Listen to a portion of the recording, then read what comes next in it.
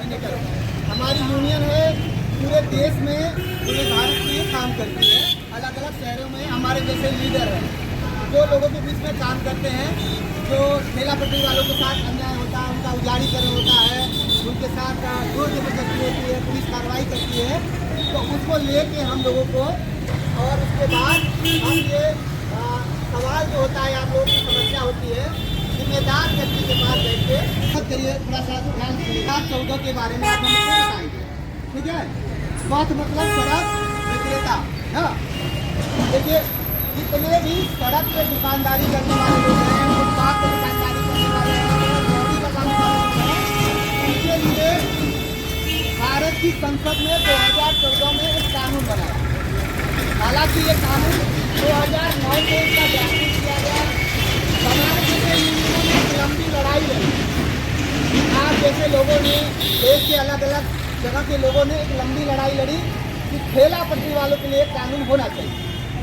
तो उसी के बाद हमारी संस्था ने और अन्य यूनियनों ने मिलकर एक ड्राफ्ट तैयार किया कि जो सड़क किनारे दुकान लगाते हैं, जिनको अवैध अतिक्रमणकारी कहा जाता है, तो जरा उनके लिए भी कोई व्यवस्था हो।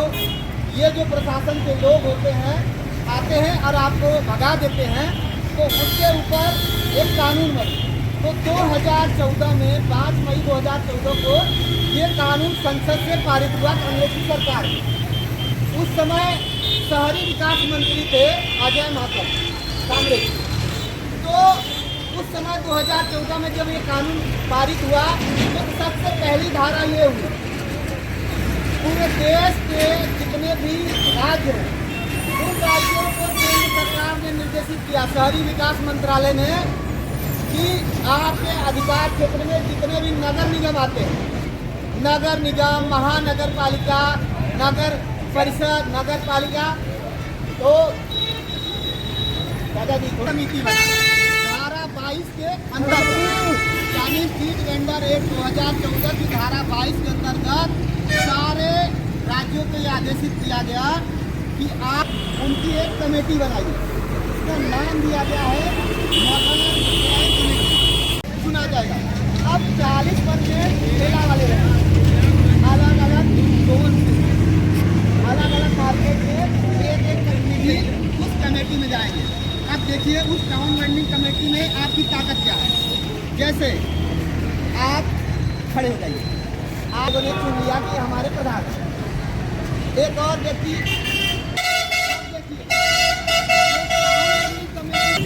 पुलिस का किसी भी ठेला पटरी वाले के ऊपर कार्रवाई करने का कोई अधिकार नहीं है। अगर पुलिस कार्रवाई करती है तो उसके खिलाफ संबंधित मजिस्ट्रेट कानूनी कार्रवाई करेंगे। तो किसी नंबर आपका मार्केट का मालिक होगा, ठीक है। आप नगर अधिशासी अधिकारी जो होंगे उस टाउन वेंडिंग कमेटी के अध्यक्ष होंगे। अच्छा चाहिए कि हम अच्छा सामान बेचते हैं, अच्छा खाना बेचते हैं, उसका एक सर्टिफिकेट हमारे पास है। स्ट्रीट वेंडर एक्ट के बाद देखिए आपका कितनी जगह मिलेगी, मैंने बता दी 8x6 का जगह मिलेगा। अगर एक दुकान पे 2 लोग हैं, 2 लोग रेहड़ी लगा रहे हैं, मियाँ बीवी लगा रहे हैं, बाप बेटा लगा रहा है, अगर 2 रेहड़ी लगा रहा है तो दोनों को अलग अलग दुकान मिलेगा। ये नहीं है कि मतलब एक ही में आप कर दें। एक व्यक्ति की आजीविका अलग है, दूसरे व्यक्ति की आजीविका अलग है। एक पुरुष की आजीविका अपनी है, महिला अलग से काम कर रही है, तो उसका अपना रोजगार है। तो ये मोटी मोटी बातें आप लोगों को समझ में आ गई कि आप यहाँ मान लो 10 रुपया किसी के पास कम है, तो एक मार्जिन भाई बातचीत करेंगे ना, चलो अच्छा ठीक है कल दे देना। लेकिन अगर आप किसी बड़े मॉल में घुस जाइए, किसी बड़ी दुकान में घुस जाइए, फल वाली दुकान, जूस वाली दुकान में घुस जाइए, तो कहेगा MRP देख लो भैया उतना दे दो। अगर नहीं है 1 रुपया कम है तो वो आपको नहीं देगा, क्योंकि वहाँ मालिक नहीं बैठा होता, वहाँ एक सर्वेंट होता है और उसको हिसाब देना होता है। देखिए इस देश में आजीविका कमाने का परिचय दीजिएगा। मेरा नाम हरिश्चंद्र केवट है, मैं स्टेट कोऑर्डिनेटर हूँ हाकर जॉइंट एक्शन कमेटी। आज यहाँ आप आए हैं, क्या है?